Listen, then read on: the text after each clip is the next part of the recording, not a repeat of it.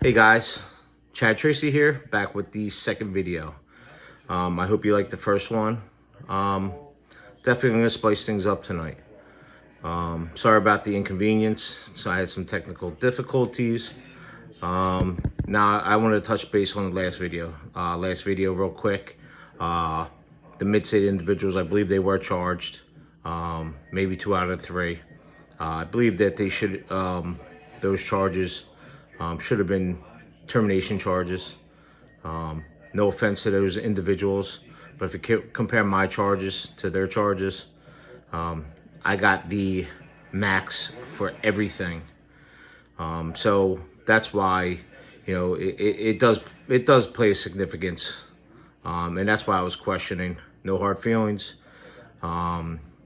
So moving forward, if anybody else has any charges that people know of that should have been charged but weren't charged because who they know or something like that, hit the old the Trey TREYY 1975 at gmail.com, or you can hit my cell. People know my cell throughout the state. It's not a hidden secret. But I did want to touch base on one individual that I know wasn't charged through the state. He did work at Wagner for many years as a civilian, still is a civilian, but I believe he is an administrator at Mid-State. Supposedly, or allegedly, I should say, this individual's weapon was taken from his home. A crime was committed, I believe, in Camden. I believe it was possibly somebody that got murdered. This person was investigated. They came to his house. This administrator didn't know that his gun was missing, allegedly. Never reported it. And somebody was killed, I believe, with his weapon that was stolen from his house. I'm sorry, but I don't know if you guys, but I know if my gun was stolen or not.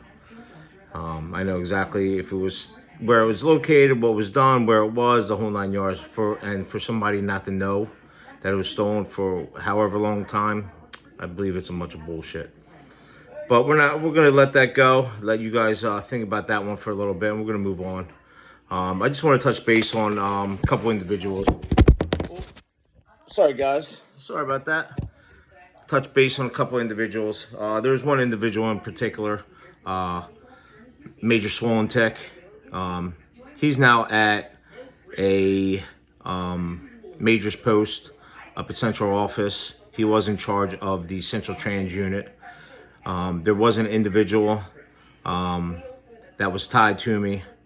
That person tried to get a Central Trans job, but was denied. Not because of her disciplinary record, because she didn't have any, but it was because she was tied to me. They accepted another officer. She had a long list of charges, disciplinary charges, and she only lasted about approximately 6 months or 5 months and returned back to the jail setting. So I guess that was a bad pick on their part at Central Trans, or his pick. But they aren't monitored either. I guess the majors that make these decisions or go through the histories of officers. That would be very interesting if if people actually did that and followed up on what I'm saying, because I try to speak the truth at all times, and I know I'm speaking the truth now. And if I'm corrected, I'll say that, in my videos, so I have no problem with that. Major Swollentick, that speaks, it just speaks for yourself. Like when you start picking on a lady because somebody that she was connected to, that's sad. You're a poor excuse for a man. That's all I gotta tell you. That's weak, and that's why I don't have any respect for you. And there's no respect, because no respect was given to me either. And I'm surprised your wife hasn't found out that you cheated on her numerous times. I know of twice. If names have to be given, there's no problem with that. So we're gonna move on from there. Now we're going to get on the subject of the major, what's his name? I'm sorry, Coward. Yeah, Major Coward tried to write me up. I was taken down by two majors, one female major and Major Pretty Boy. The female major, she's no longer in corrections. Unfortunately, some things happened. I had never had any issues with her. Great person. Unfortunately, just, I guess it was the stress of the job. And, there's a lot of people that resort to drugs, alcohol, things of that nature. I'm not saying that's what happened with that person, but it happens in Department of Corrections more often than we like to talk about it, unfortunately. But we're gonna move on from there. Getting to Major Coward. Yeah, Major Coward tried to write me up. They knocked it down. And it was over radio conduct. He said something inappropriate to me. I returned fire. He said it back to me. Something inappropriate. I said it right back to him, inappropriate. He didn't like it because I got the better of him over the radio. And but of course he initiated it, and I wouldn't have been unprofessional if it wasn't for him. I should have stepped higher than him. At that time, the major that I'm talking about was a lieutenant in training. And, we're going back and forth, and he just didn't like me. I think he was picked on at the schools he went to because, he was pretty well off. His parents were well off. And he resorted in the Department of Corrections. No offense to anybody, but it's not everybody's job that they, want to stay in. But he did. We did. He got me fired. But I remember one incident that I pissed him off pretty bad. And thanks, Julio, for reminding me. One incident was that it was something over a golf cart. Not a golf cart, a gator, excuse me. And he started making jokes over because I got injured on a gator a long time ago. And he started cracking on me and so on and so forth. So, hey, he wants a joke, I'm going to joke. So what I did was I parked the gator in front of training so they couldn't get out or in. And he was absolutely livid. They couldn't open the door. They couldn't get out. And, he was livid. No key, no nothing. It was one of the funniest things ever. And, of course, that pissed him off, and he held a grudge against me probably until he got me terminated because of it. Then there was another incident that it was over a car. He tried to get me to fill up a car with gas that he used. So I would be filling up his gas tank for him, and that's a no-go. I understand that he's my lieutenant, and if he carried himself with respect, I would definitely have given it to him. But he didn't. He was always on the, I can joke with you, but you can't joke with me, or do as I say, don't do as I do. One of those supervisors. We all knew them. And I got the better of him that time. He ordered me to go do something. I told him that I didn't feel comfortable driving the vehicle because it had a flat tire. Long story short, I ended up driving it back to the training, which is only about 20 feet from where I was parked. And he wanted me to go about, 200 or 300 feet to go get it gas filled up for him, and I wasn't about to do that for him so he can drive it home and, after he got the tire fix or what have you. I wasn't doing that for him. He can go do it himself. So although he got me terminated in the end, he was one of the co-signers on the charges because he was the administrative major. Essentially he got the better of me. But you know what, it was all fun and games until he caught feelings.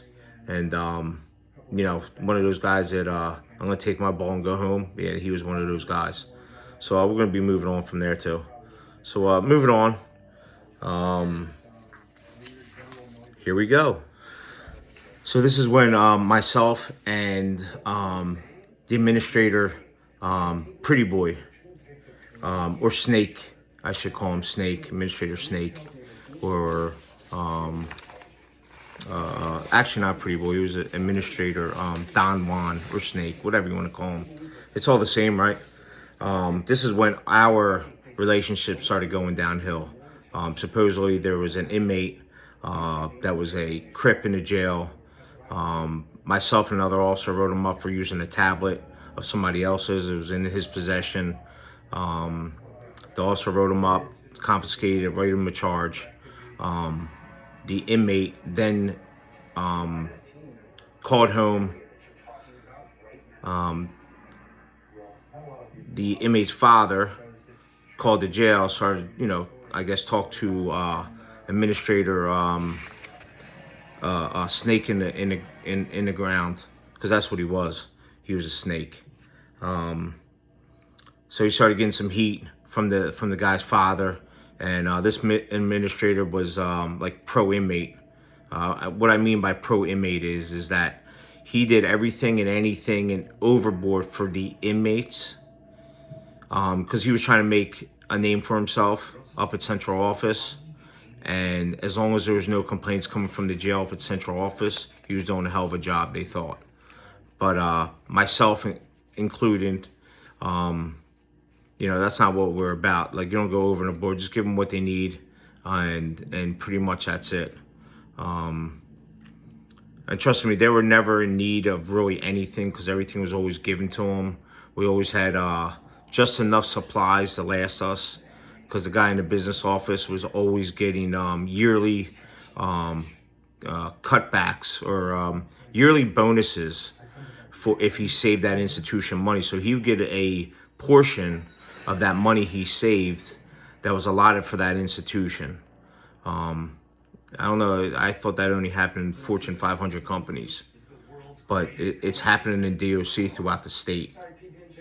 I'm not sure how they cover it up, but they cover it up pretty well. So that's why nobody's gotten in any kind of trouble. So that's one of the reasons. That's one way that they can cover things up. So that now getting back to Snake, Administrator Snake, Don Juan. He didn't want to get any heat from this guy's father, so he called me upstairs to his office. Again, that person was in there that I spoke about, that lady that was preparing. Oh, maybe I didn't. Oh, so there was a lady that was always up in his office. I believe she's an administrator now somewhere in the state. She was a civilian. She was always up there. That being the third time. The first time he was in the office, got called up there, and no, actually, it wasn't the first time. But yeah, first time I actually went up there. She was in there preparing lunch for them both, like cooking his soup and getting his food ready. That I guess this gentleman's, that his wife probably prepared for him, and another girl's making his food and getting everything ready. Getting everything. She asked him to leave the room, so she left, and we talked, did our thing, and then another incident was I went in there to talk to him. There was no secretaries in there. There was an older lady, and then there was a younger lady in there that were always in there. They were out to lunch, I guess, and I walked directly into his office,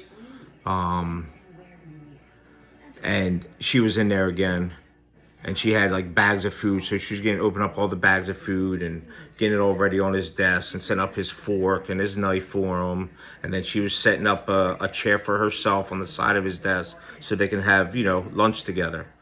And then I seen him, Mr. Snake in the ground, Don Juan, because this is more appropriate now, Don Juan, because we're talking about the ladies, that I seen him crouch up in the corner at the pizza place up the street with another lady. But this individual was married. I was kind of confused as to, wow, I wonder if this girl knew about this girl, then this girl knew about this girl.